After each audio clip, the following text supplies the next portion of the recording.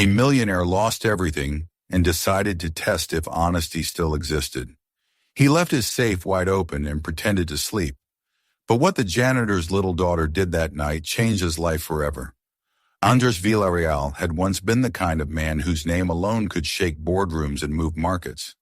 For 2 decades, he had built his empire with sharp instincts and a relentless pursuit of power until one betrayal left him stripped of almost everything he had believed secure. The partner he trusted most had vanished with hundreds of millions, and with him went Andres' sense of certainty in the goodness of people.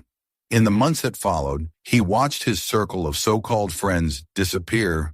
Business associates avoid his calls. Even the staff in his mansion pocketing silverware when they thought no one was looking.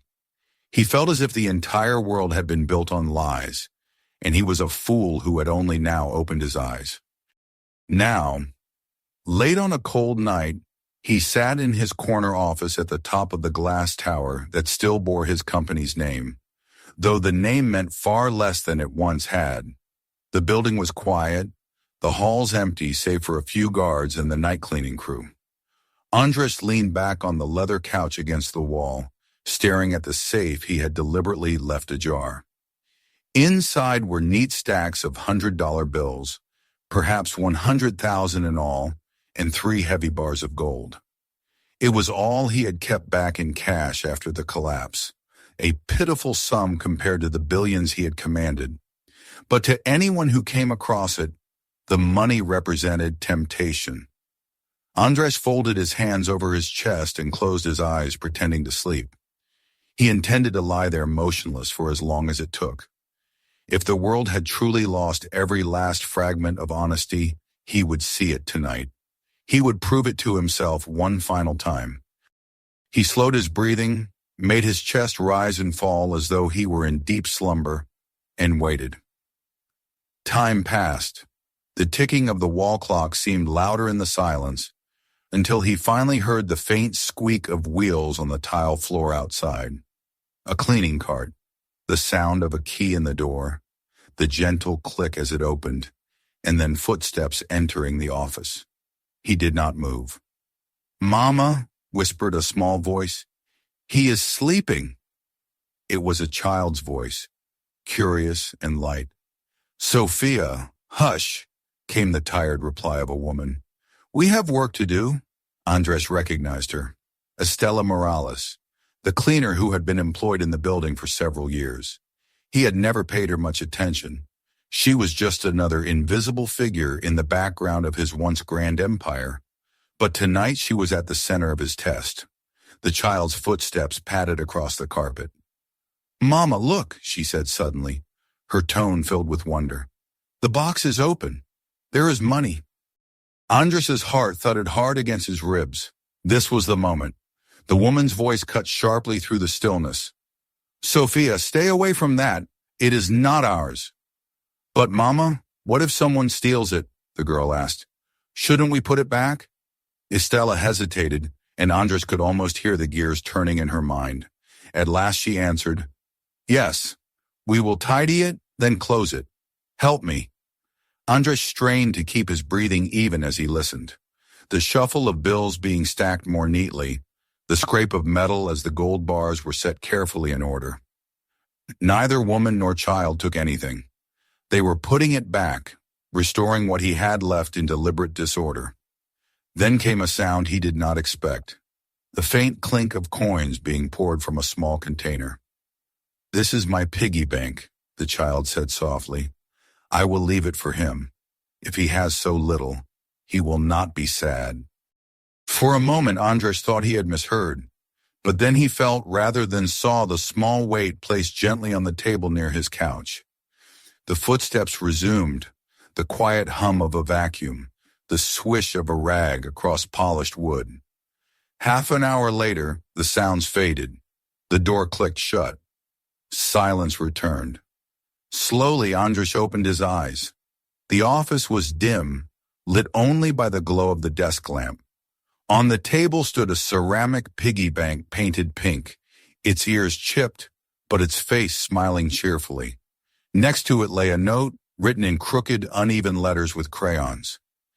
"Dear Mister, don't be sad. Here is my treasure for you." Beside the words was a drawing of a house, a sun, and two stick figures holding hands. Andres rose and approached the safe. Every bill was perfectly stacked, every bar of gold aligned. Not a cent missing. In fact, it looked tidier than before. He picked up the piggy bank. It was heavy, filled with coins that must have taken years for a child to collect. On the bottom was a sticker with the name Sofia Morales, age 7. Andres sat in the chair and held the little pig in his hands for a long time, staring at the childish handwriting on the note. The silence of the office no longer felt empty. For the first time in months, he felt something flicker within him that he thought was gone forever. Hope. That night, as he finally left the office, the piggy bank carefully wrapped in his jacket, Andres Villarreal realized that the world might still hold honest people, and sometimes they came not in the form of business partners or bankers, but as a tired mother and her little girl who chose to give rather than take. Andres Villarreal did not sleep when he returned home that night. The small pink piggy bank sat on his desk in the study, and though its painted smile was faded, to him it radiated something he had not felt in a long time. He poured himself a glass of water and sat before it until dawn, turning it slowly in his hands, listening to the faint rattle of coins inside. Every clink carried the memory of the child's voice whispering to her mother that she wanted to give her treasure away so he would not be sad. He read the note again and again, the uneven letters, the crooked little sun in the corner of the page. He had lived his whole life measuring value in numbers, in contracts, in signatures worth millions. But here was a gesture worth more than any of it. The next morning, he walked into the human resources department of his company, ignoring the surprised looks of employees who had never seen the owner in their office. He asked for the file of Estela Morales. It was thin, hardly more than a single sheet of paper clipped to a form. Age 29, employed as a night cleaner for 4 years.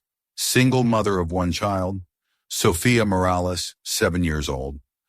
Secondary education only, no disciplinary records, punctual, dependable. Andres frowned at how little it revealed. He wanted more than a bureaucratic outline.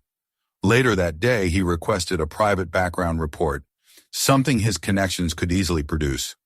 By nightfall, a folder lay on his desk filled with details. He read slowly, with a heaviness in his chest that deepened with every line. Estela had married young, abandoned by her husband when their daughter was barely 2. Since then, she had raised Sofia alone, working 2 jobs to survive. By day, she stood behind a counter at a grocery store, selling bread and fruit to weary customers. By night, she pushed a cleaning cart through hallways of offices like his, polishing desks where people barely noticed her presence. Their address was a cramped apartment in a working-class district, the rent consuming much of her salary. Most painful of all was the section on Sofia's health. The girl suffered from chronic bronchitis, a condition that left her struggling to breathe during seasonal changes. She needed expensive medication and regular doctor visits, far beyond what Estela could easily afford. Andres closed the file and pressed his palms together, staring at the piggy bank once again. The following night, he made sure he was waiting in his office when the door opened. Stella entered, pushing her cart, and froze when she saw him awake. Her daughter, clutching a sketchbook, peered around her side. "Forgive me," Estella stammered, her face pale. "I did not know you were here. We will come back later." "No," Andres said quickly. "Please come in. I wanted to speak with you." She hesitated, her body tense, as though bracing for reprimand. Sofia, however, ran forward and pointed excitedly to the piggy bank on his desk. "You kept it," she said brightly. "Do you like it?" Andres knelt so that his eyes met hers. "I like it very much," he said. "It means more to me than you can imagine. But it is yours, your treasure. You should take it back." The girl shook her head fiercely, braids swinging.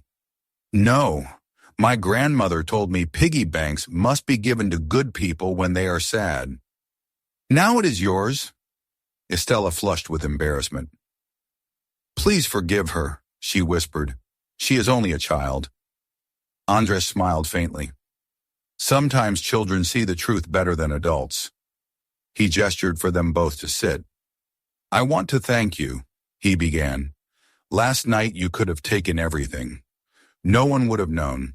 But instead you returned it, even gave me more than you had. That kind of honesty deserves more than gratitude. I have decided to increase your salary. It will be double from now on." Estella's eyes widened, then narrowed. "No," she said quickly. "I cannot accept charity." "It is not charity," Andres replied firmly. "It is payment for new responsibilities. From now on, you will not only clean, but also ensure that safes are closed, documents secured, lights turned off. It is an important role, and you have proven you can be trusted." Estella hesitated, her hands tightening on the handle of her cart. "I do not have the training," she said quietly. "You have honesty and attentiveness," Andres answered. "That is worth more than training." Sophia tugged at her mother's sleeve and whispered, "Mama, say yes. Then we can buy the good medicine." Estella closed her eyes briefly, then opened them and nodded. "Very well, but only if it is truly work and not pity." Andres smiled. "It is work, I promise. And one more condition," he added. "You may bring Sophia with you. There is a restroom with a couch where she can sleep while you work." For the first time, Estella's composure broke. Her eyes filled with tears, and she turned quickly to hide them. Andres pretended not to notice, but his heart swelled. That night, as she moved quietly through the office, dusting and checking locks, Sophia sat near his desk with her sketchbook. From time to time, she would show him her drawings: houses, flowers, smiling stick figures holding hands. One picture in particular made him pause. 3 figures stood together under a bright sun: a man, a woman, and a girl. "This is us," she explained proudly. He did not speak for a long time, only nodded and placed the drawing beside the piggy bank. Days turned into weeks. The routine became familiar, almost comforting. Estella adapted easily to her new duties, her diligence apparent in the smallest details. Andres began to look forward to evenings, no longer for business but for the quiet companionship they brought. He ordered late dinners and insisted they eat together, excusing it as avoiding waste. At first Estella resisted, but soon she accepted. Sophia, meanwhile, treated the office as her second home, curling up with books or sketching pictures that she eagerly presented. Andres felt something shifting inside him. The bitterness that had consumed him since the betrayal began to ease. The presence of this woman and her daughter filled a void he had never acknowledged, a void not of wealth but of warmth. One evening, as Sophia showed him a picture of a house with windows glowing, she explained, "This is where you live now. It is warm inside." Andres swallowed hard, unable to answer. He looked at Estella, who smiled gently though fatigue shadowed her face. In that moment he realized that, for the first time in years, his office did not feel like a tomb.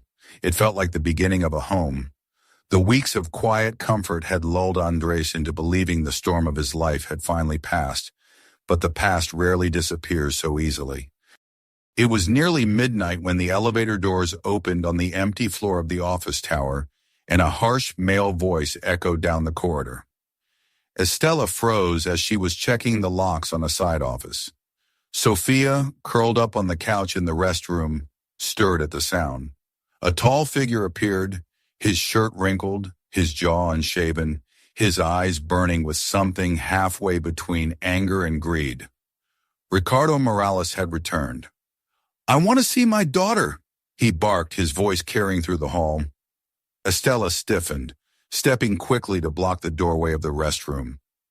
"You have no right," she said sharply. "You left us 4 years ago. You never sent a single coin, never called, never asked how she was." You cannot come back now and demand her. Ricardo sneered, his gaze sweeping over the polished floor, the rich furnishings, the subtle luxury of the office. Ah, so this is how you've been living. No wonder you did not need me. You found yourself a wealthy protector. Andres emerged from his office then, his face calm, but his eyes sharp as steel. Careful, he said quietly. Watch your words. Ricardo turned and laughed bitterly. And who are you to tell me what to say? I am her father. By law, she is mine. Estella trembled but did not move.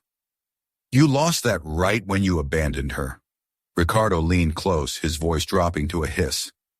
I will take her. If not tonight, then through the courts. We will see who the judge believes. Sophia's small voice drifted into the hall. Mama, what is happening? She stood in the doorway of the restroom, rubbing her eyes. Ricardo straightened and forced a smile. Sophia, it is me. I am your father. Don't you remember? The girl blinked at him, confusion flickering across her face. No, she said finally, shaking her head. You are not my papa. My papa reads me stories and makes me laugh. He helps Mama when she is tired. Ricardo's smile faltered.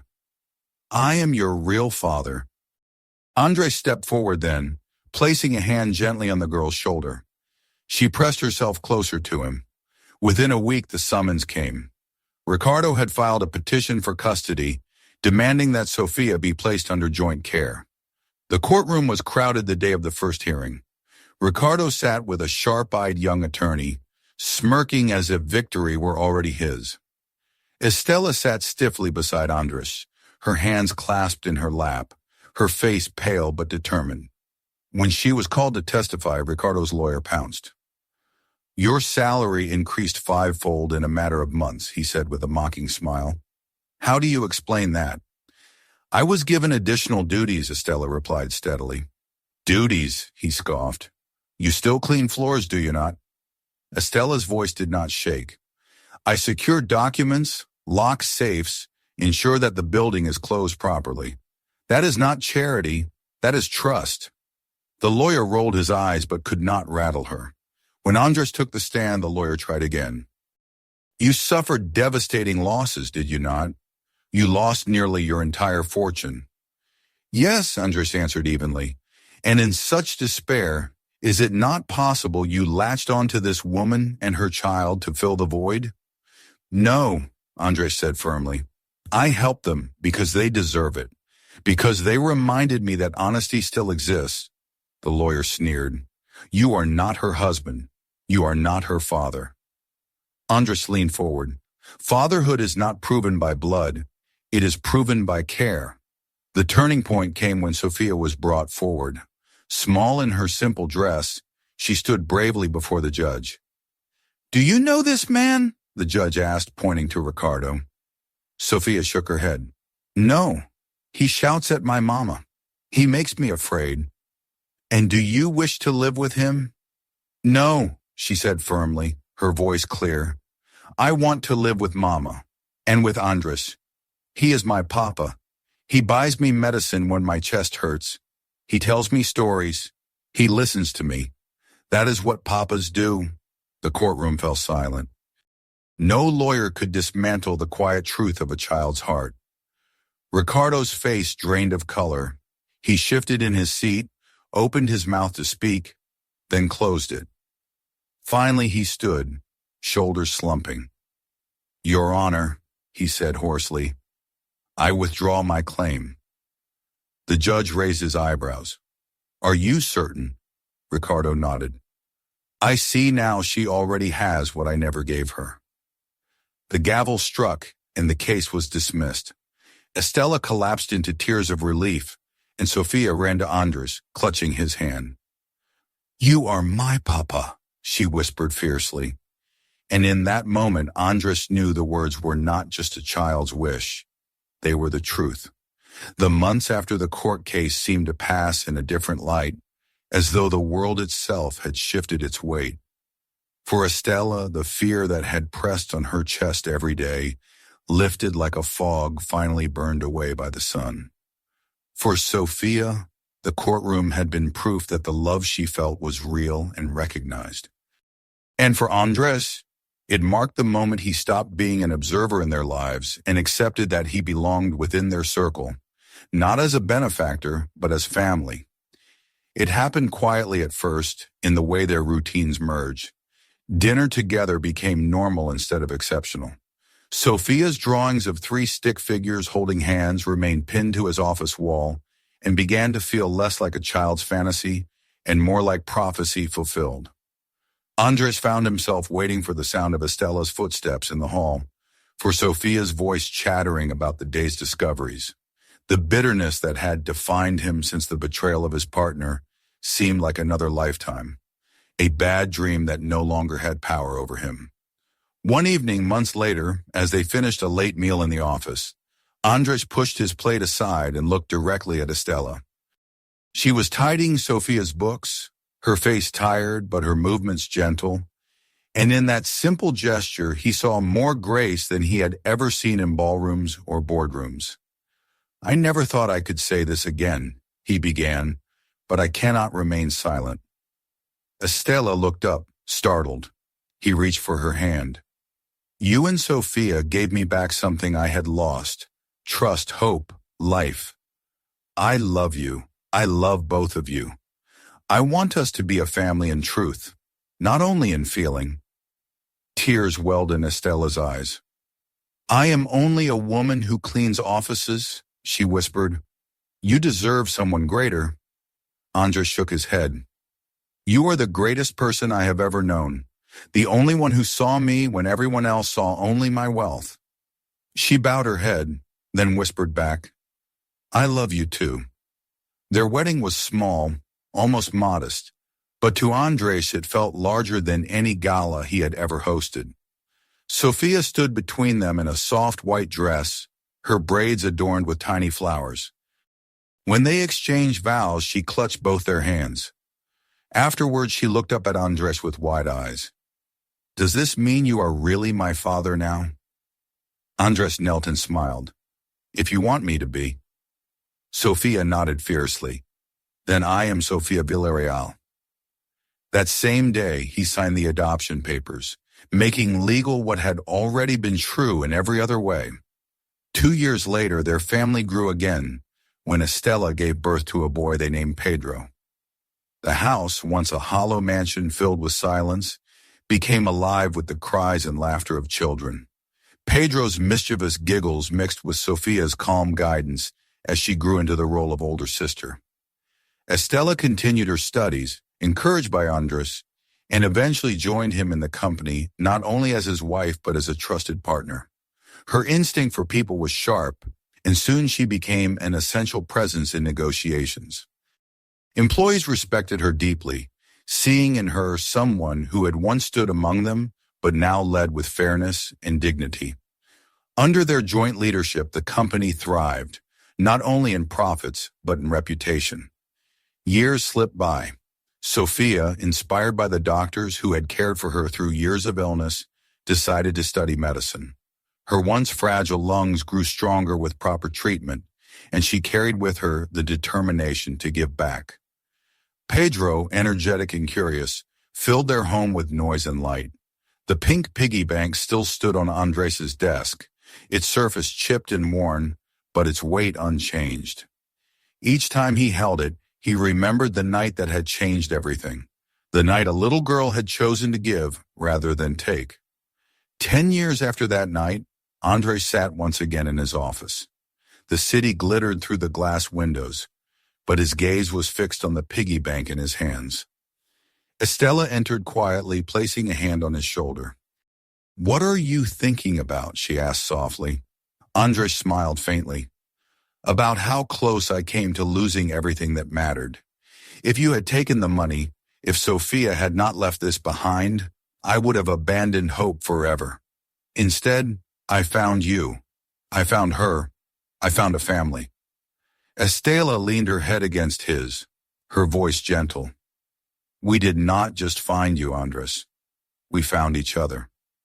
From the next room came the sound of Pedro's laughter mingling with Sophia's calm voice as she explained a lesson from her studies. The sound filled the office, brighter than the city lights outside. Andres closed his eyes and let it wash over him. For the first time, he understood with absolute clarity. Wealth was not measured in gold bars or stacks of bills. It was measured in trust freely given, in love honestly earned, in the family that had chosen him not for what he owned, but for who he was. He placed the piggy bank carefully back on the desk, then rose and took Estella's hand. "Come," he said softly.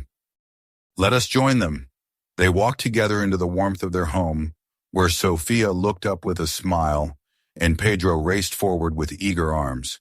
In that moment, Andres knew that the greatest fortune of his life had not been built in boardrooms, but in moments like these.